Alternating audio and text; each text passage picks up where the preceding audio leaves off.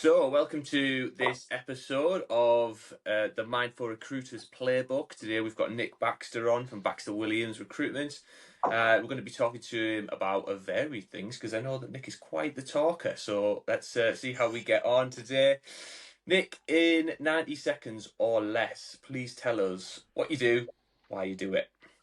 Okay, so my name's Nick Baxter, and I run a business called Baxter Williams. It's our 8th year now. Woohoo! So we started in 2016, and we operate within sales, marketing, finance, and I do executive search, which is what I do. But I'm morphing, and I've got a background in professional sports, so I no longer want to be known as a recruiter for obvious reasons and connotations and reputations. And so I'm everything talent, team, and culture. So watch out, in 2024, I'll be launching a new initiative and a new business called Onyx Talent Team Culture, where we take the recruitment and we help organizations build strong employer brands, help with employee engagement, L&D, EDI. So that's what I'm going to be doing. But yeah, today we can talk about recruitment. Recruitment is how I kind of broke in. Anything to do with talent, anything to do with teams, and anything to do with culture is Nick Baxter. It's interesting what you say there, Nick, Nice starter there. about the talent and culture and nurturing the right cultures to create a performing business. That's something that I'm seeing quite a lot of lately. Is more recruitment businesses actually almost rebranding themselves into more of a talent development firm instead of a strict recruiter. Do you think recruitment comes with a bit of a stigma? So recruitment comes with a bit of a stigma, and you've got to be very aware of any organisation that says it's doing anything around culture behind talent, because yes, there's definitely a stigma with recruitment and the value in recruitment, but that's down to the recruitment industry and the fact that there are a number it's not regulated, and because it's regulated, when you find a really decent recruitment partner and you have a really decent recruitment relationship, they stand out from the rest and from a lot of grey noise which is out there. And I got incredibly frustrated with recruitment being a band-aid to OD challenges, organizational development challenges. If there's a challenge around your employer brand, if there's a challenge around culture, the way you do things, then recruiting is often a band-aid. If culture is poor, then recruiting is a band-aid. It will fall off.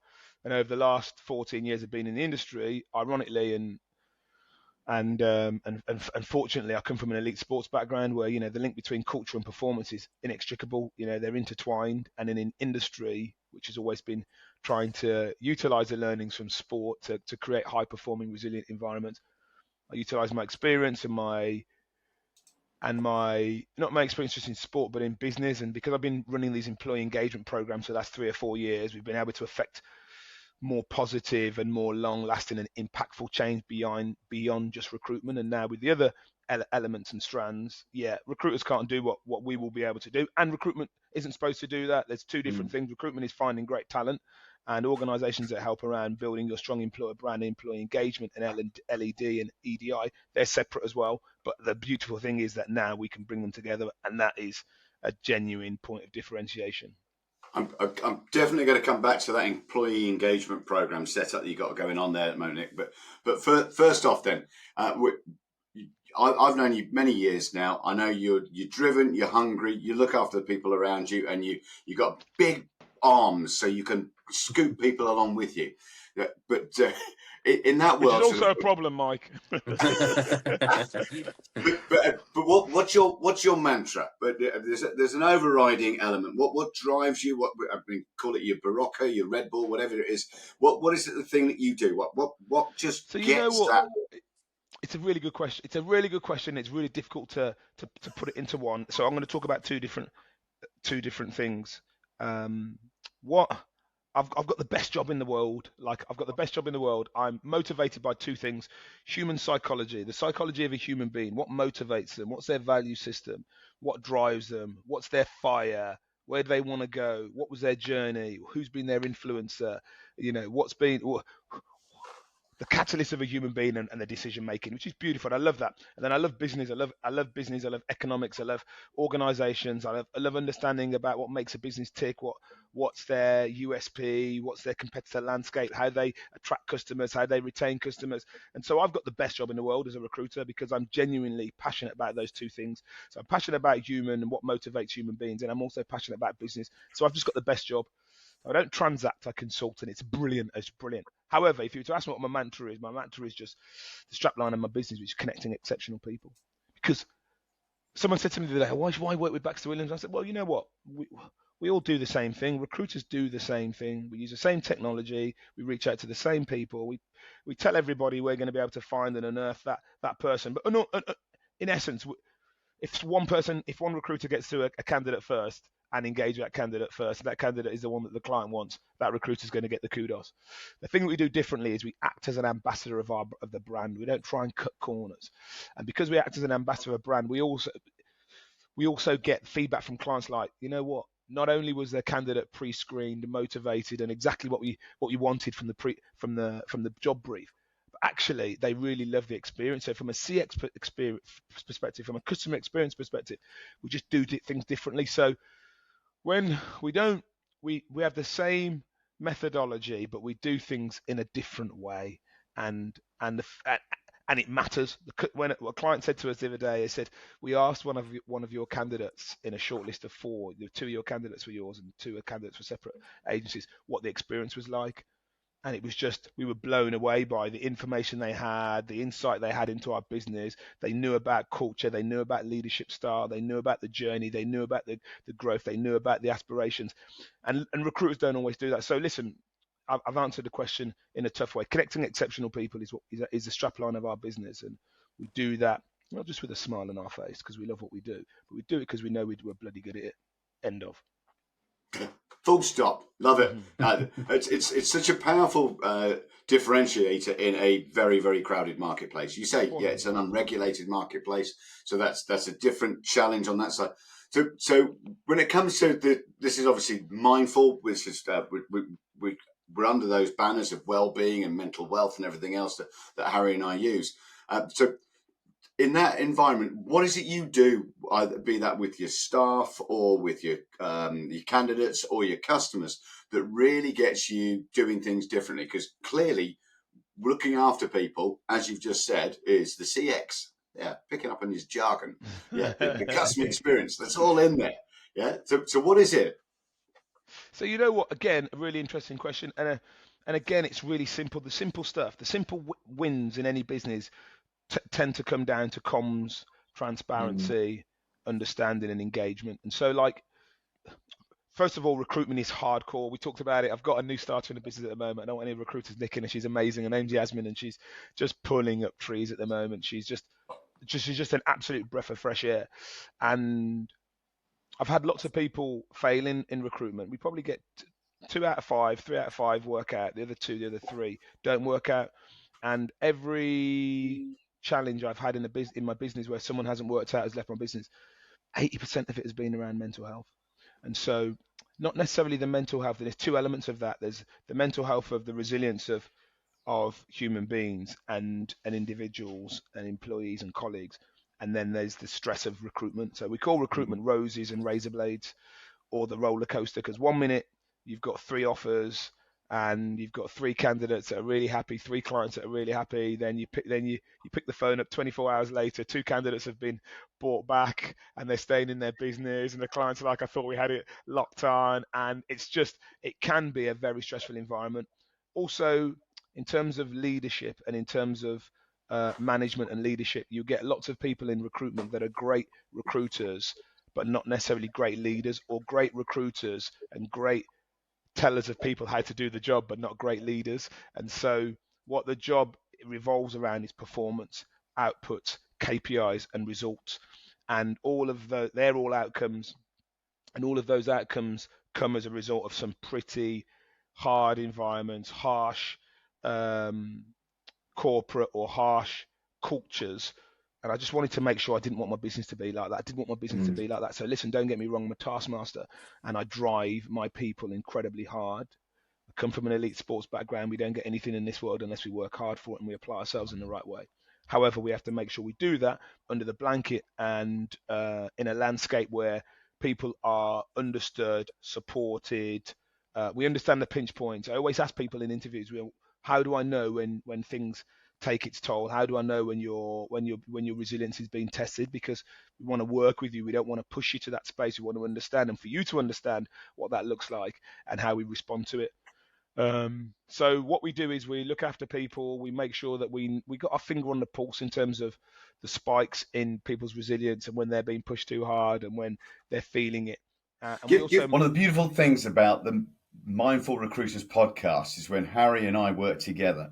We go into an organisation. You're talking about an organisation that needs to know what's going on with their staff.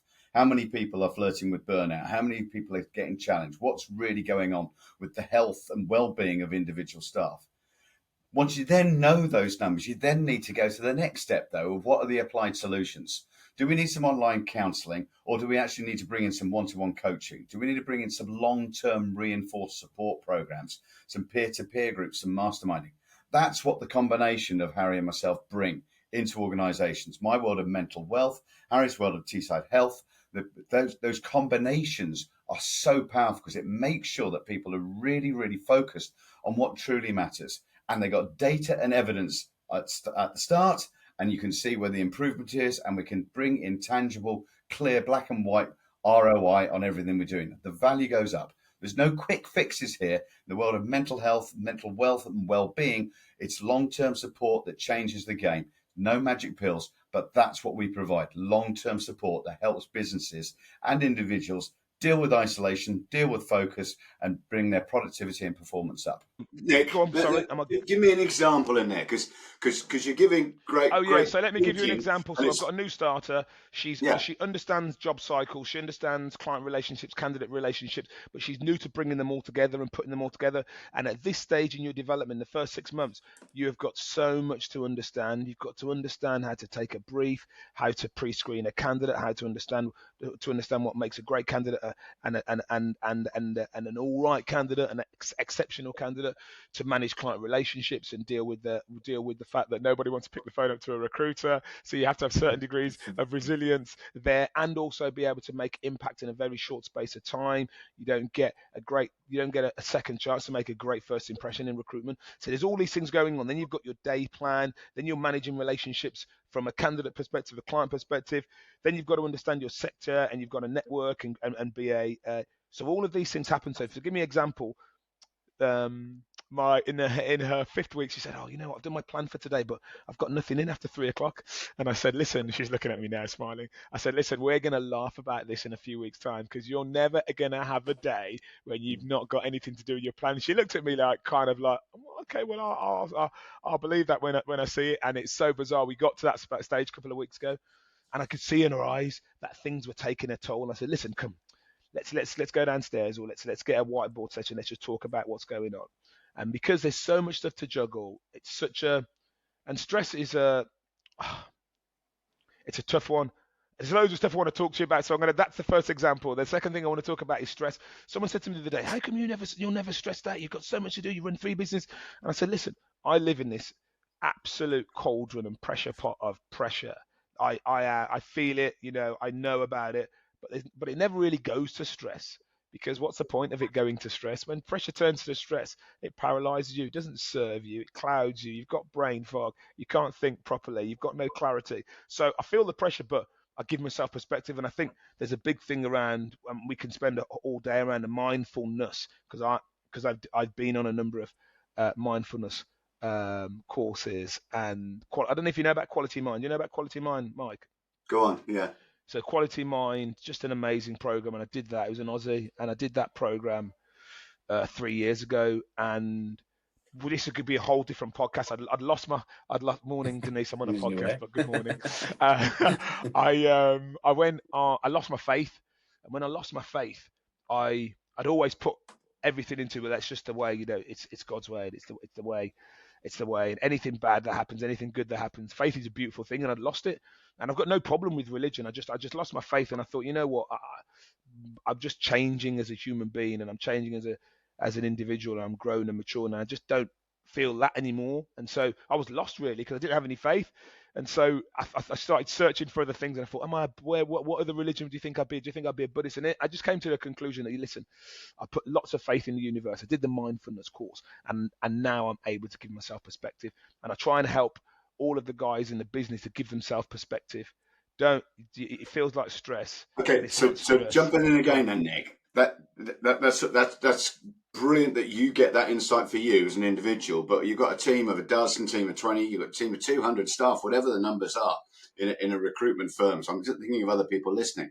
And you've got people at the top who are preaching, too strong a word, but they're extolling the virtues of balance. They've found their way of working.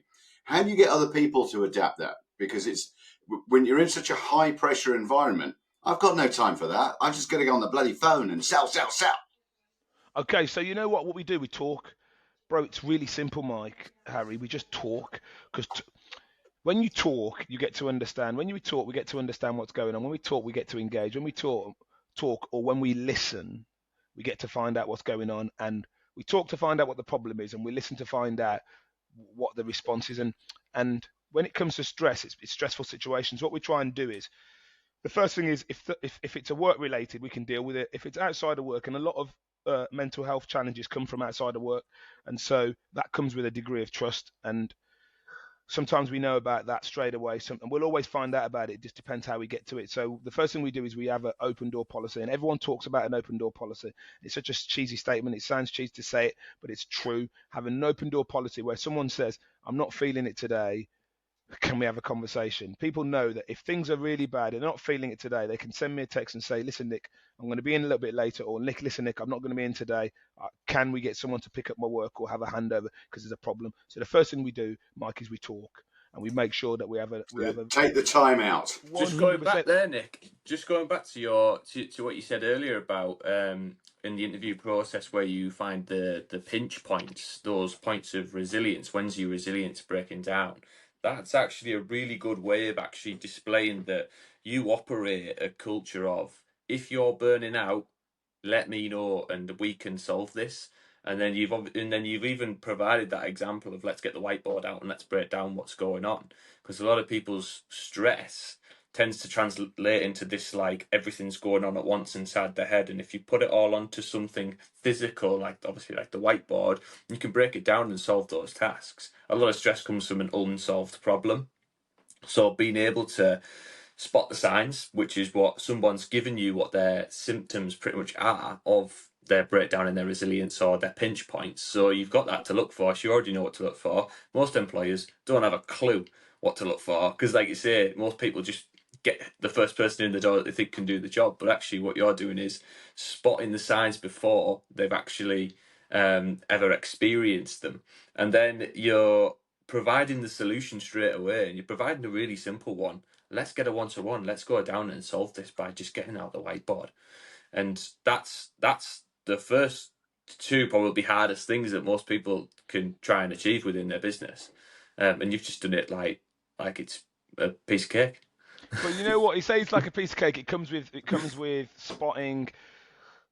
You know, the points of development come from actually not addressing a situation historically and saying the next time I'm in that situation I'm going to address it, and then not addressing that situation because that's a different situation, and spotting it. And you know, wisdom comes with experience. You know, it's not something that happens overnight, and it's breaking it down. What's really important, we have a mantra in our business where health and family come first. The number on the board is important. Obviously, we're a business. We want to run a profitable business, but ultimately, family and health. And it's really weird because we got little mini me's running around in the business saying the same thing, and it's so nice when you hear one of your consultants talk to a client and the client's on the other end of the phone going, talk to me about your business. You don't strike us as typical recruiters. What goes on in your business? And when people start saying, well, listen, it's really simple. Like, we've got really strong leadership, we're empowered, and the most important thing in our business is our family and our health. Because if you haven't got your families, if you haven't got your health, if you haven't got your support network, and it sounds cheesy, but it's just so true. And I wish I could, if I turn the No, it's definitely true, Nick. When I was first starting out in business, I was told by the sort of head of. So when I started out, we used to be a PT, Yeah. and we used to go down to Manchester to these like conferences, and then the guy who ran the PT franchise, essentially, he would do the talk, and the last thing that he said after like grilling all of us all day about like how to get clients and how to like transform people's lives and stuff with all these different methods of health and fitness, etc. The last thing he says to us before we're all ready to walk out the door is work harder on yourself than you do on your job, There you because go. you wouldn't be able to do your job if you didn't. But he's literally spent all day talking about how important our job is, but above all that was this staple point of work harder on yourself than you do on your job, and the rest will follow. 100%. So one of the phrases, Nick, that's used a lot at the moment is psychological safety. Yeah, which 100%. is that whole thing about people feeling comfortable in their business, in their environment, to be open, honest, and clear, and just that authentic bit. In a lot of organisations, there's a lot of empire building. There's in recruitment, I know there has historically been a lot of backstabbing and all sorts of other ugly practices like that. How are you creating that psychological safety within your organisation so people are able to turn around and say, "I'm not feeling it today. I need a timeout. I need half a day off. I need whatever it is." How are you creating that environment? Because you're coming up with great insights for yourself, but is it process driven? This is just our culture? We live it. What is it? We just live it, Mike. Listen, it's difficult when it comes out of a handbook for people to understand it. And you know what's really interesting? And to answer that question, people see it. So someone will see it, and a new person will see it. A new person doesn't want to share too much to start with. They just want to get their head down. They want to work hard. They want to prove that they're that same individual that I interviewed, and that they're gonna deliver. So, but when they see another person who might be struggling, or they see another person who's got a bereavement in the family, and they see how we deal with that. We're a family, and it's really weird. We've got a new starter on when's he starting, Denise? 4th of March. And when we send the WhatsApp message, we just say, "Welcome to the Baxter Williams family." Again, it just sounds cheesy, but it's so true. We work with each other 10, 11 hours a day. We're in each other's back pockets. We know each other intimately, not inappropriately, but intimately. And we know, and so because we know each other, and because we share, there's it's almost and you don't listen if you don't want to share, and you're cool, just keeping yourself where you need to be and you're happy. That's fine. But most people share, and because we share and we laugh and we cry together and we work hard together and we party together. It's just part of what we do. It's not. It's a mantra. It's cultural. So it's not something in a handbook. It's just the way we are. And my style is very, my style. I'm incredibly engaging. I care about people. I take people on a journey. I take people under my wing. It's not just in the interview. It's not just in the onboarding. It's not just in the first 6 months. It's just how we operate. So it's really hard to articulate that, and I've got to be better at articulating that. But yeah, and whenever we interview people, I would say, listen, before you make your decision, come and see us. Come and see us. Spend a day or half a day in the business, or come in your lunch break, come and meet the guys and speak to everyone and find out about the good, find out about the bad, because I'm not perfect, but I'm really consistent. And I think that helps. The consistency helps. When people get stressed out or feel the pressure in an environment, they're stressed either. You might always hear people, and I interview lots of people that say, "Oh, we don't know what side of bed my gaffers come out of, because they're heightened." I'm really consistent. And so one of the things around leadership is around the consistency. Regardless of what's going on in my world, the guys see the same. They see the same leadership style. They see the same response to stuff, and that helps people create that psychological safety, because they know that there aren't going to be any spikes. Whatever day they rock up and they come into the office, it's going to be exactly the same. Many years ago, I worked in an organisation, and the CEO, she'd come in only a few times a week, and it was like Cruella de Vil sweeping through the offices. Mood All the energy hoovering. just disappeared. Everything just went completely. Yeah, And it was from the top down, ugly. Harry, let's get some best advice out of Nick. Yeah, so obviously you've had some quite good success over the years then, Nick. So what would you say the best piece of advice is that you've been given? Be your authentic self. Like, it's so tough, and again, I'll use Yasmin again as a perfect example. I tell her she made her first placement in 5 weeks, like found the candidate, offer manage the candidate, manage the client, and that doesn't happen in recruitment. She only had 6 months worth of recruitment experience. That doesn't happen. And I say to her all the time, tell people that you're new. Tell people you knew. She was really reticent to tell people that she was new because she thought it would affect her credibility. So it's not a problem. They will. What's up, guys? This podcast episode is sponsored by Platinum Wellbeing. Platinum Wellbeing is the world's first proactive employee assistance program. They assess health every 3 months using an app, and then they present opportunities to users to access support before the worst happens. They have 24/7 care available, and they offer workouts, learning material, management tools, and so much more. You can even buy meal prep on this app. It's amazing. Go sign up via the link in the description below. Visit www.health-co-international.com/platinum-wellbeing to find out more information on what they can do for your organisation. Platinum Wellbeing can match pretty much every existing deal with a normal EAP, but we can be proactive and offer more support. So head over to the website and see what we can do for you. The candidates and clients will buy into you because you are, or because of your authentic self, and your track record and your network will come as a result of you being your authentic self. So just be your authentic self. There's a lot of the next generation that are coming through. They live their lives in a totally different way. They live their lives aspiring to things that are unachievable. They care about what people think about them. There's a real challenge around resilience and caring about what people think of themselves, and so they try and be something, or they try and be someone that they want the world, or they want the business, or they want a sector to work with, and it just doesn't work. So just be your authentic self, and if you're not for someone else and you don't share the same energy, it wasn't meant to be. Like it just wasn't meant to be. Yeah, like it. Okay, flip it. What's the worst advice? The worst advice I ever had in recruitment is that mantra of say yes to everything and you'll work it out later, and you'll make it work later. So what's the phrase where you kind of overpromise and underdeliver in the end, because you say you can do it, and then the whole mantra is we'll say we can do it and we'll win that bit of business, and then we'll work it out later if we can. It's a nonsense, because what you end up doing is selling your soul. What you end up doing is just not being a credible operator and telling the person at the other end of the phone or at the other end of the meeting what your capability is, and it just always just yeah. And I suppose is the flip side is the authentic bit. I think people will respond to you and respect you better by saying, listen, I can definitely do that. I can definitely do that. That's going to be a challenge, and that's not our area of strength and our core business. So perhaps we should just concentrate on this. So yeah.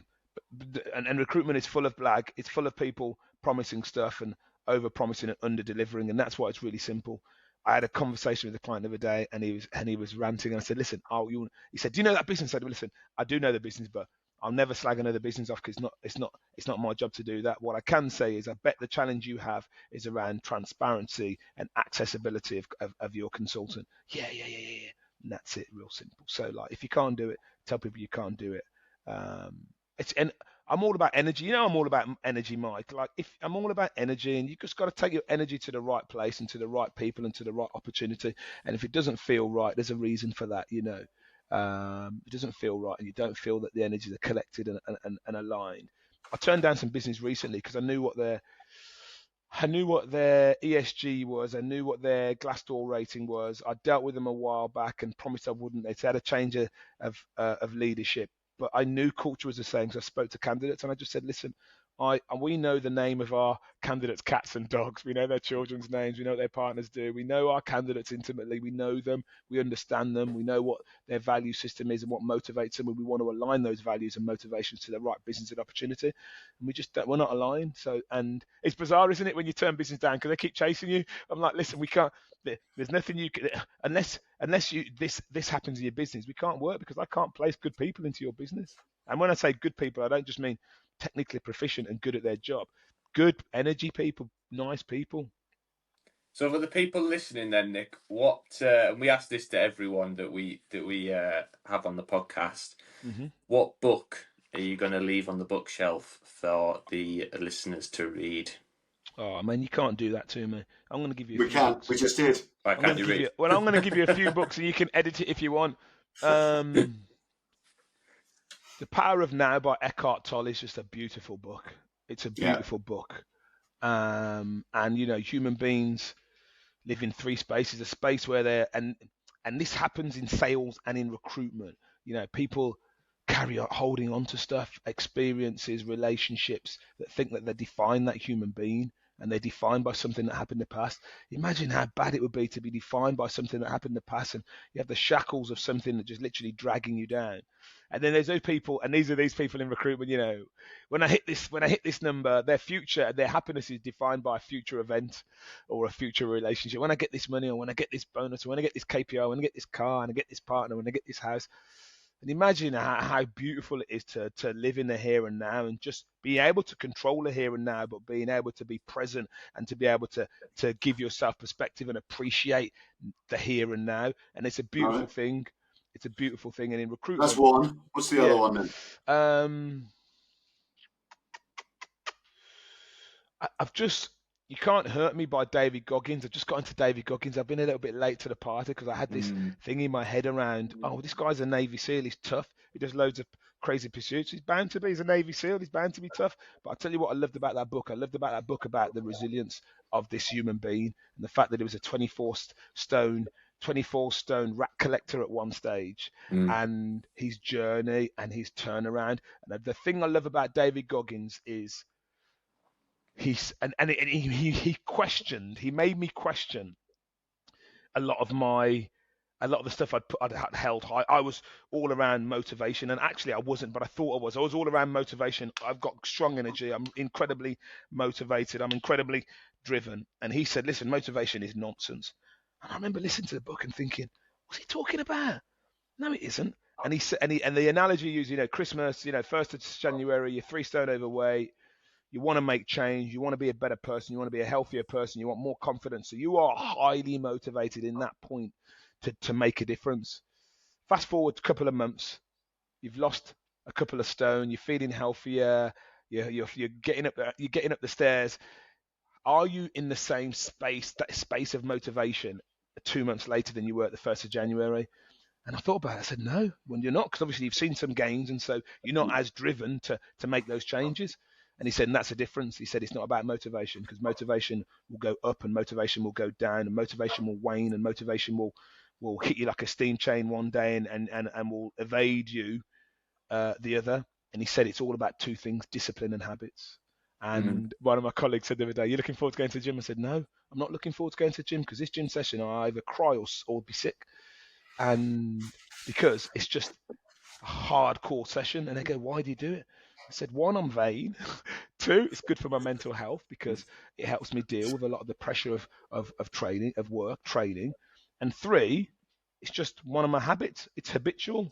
But I don't get to look and feel like this unless it's part and parcel of my weekly routine. So they're the 2 books. I've got this vision. I want to see you in the gym with Harry. Yeah. Anytime. You're no longer a practicing PT, Harry. I'd like to see that. I'm still a gym goer. Can you convert back home?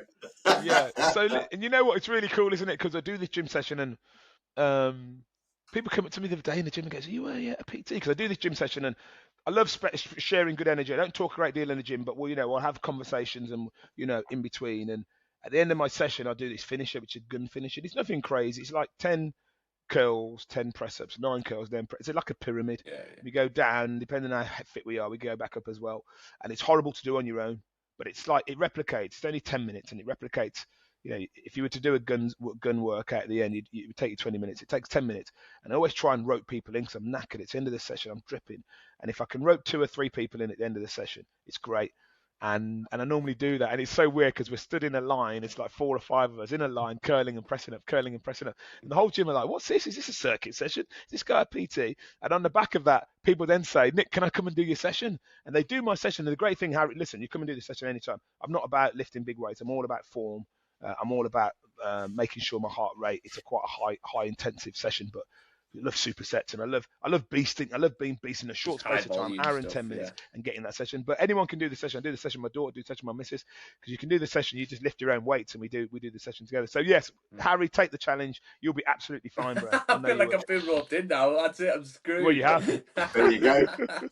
Stitched up. And the good news, obviously, from the PT work, from the fitness world, from the elite sport into recruitment, sort of that whole journey fits. I just want to throw the compliment one back to you, though, Nick, when it comes to books. Have you ever read any of Edith Eger's books? No. Okay. There's a book called The Choice by Edith Eger. She's still alive. She's an Auschwitz survivor. And what's her name again? Sorry, how do I spell that?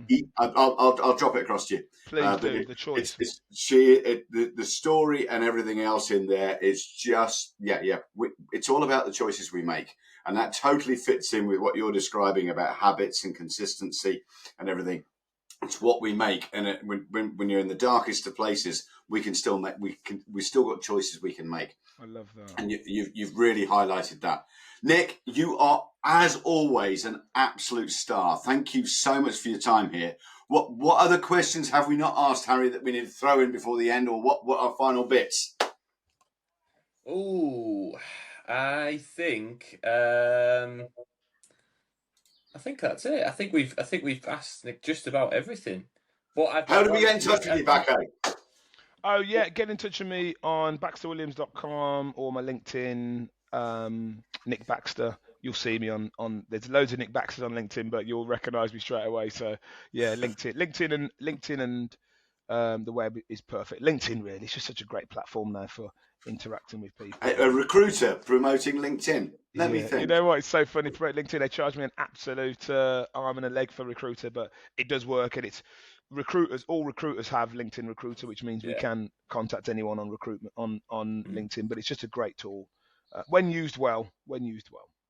That's how it works. Nick, this whole thing with our podcast here, the Mindful Recruiters Playbook, we call it a playbook because we're looking for different ways of making plays that enable people to take little pearls of wisdom, little pearls of ideas, and apply them in their business. You've talked today so much about culture. You talked about focus. You talked about habit building and everything in there. And when we've pushed you, it's just trying to get a bit more, so it's just not the overriding headline. And you've delivered on all of that. Thank you so much for your time. It's wonderful. Please reach out to Nick if you want to find out more. He's based in sunny United Kingdom. Yeah, he's got a great team around him. But believe me, if you're in a room with him, the energy just oozes. I'll leave it at that. Thank you very much, Mike. Go any further, it will just get rude. It's not meant to be rude. It's just how you. Well, listen, thank you to you yourself, Mike. Thank you to you, Harry. Listen, we need to talk about mental health in industry in general. Definitely in recruitment, it's quite, it's a highly pressured environment, and we need to talk about it. So I'm really pleased that you've taken the baton. I love the initiative around mental wealth. You've got a beautiful initiative in the making there, and anything I can do to support it and support you, more importantly, then just let me know what I can do, bro. Brilliant. Thank you very much, Nick. Thanks, Nick. And don't forget, everybody, to like, subscribe, and leave a comment. Available on Spotify, Apple Podcasts, and YouTube. This has been the Mindful Recruiters Playbook with our special guest, Nick Baxter. Thanks for listening.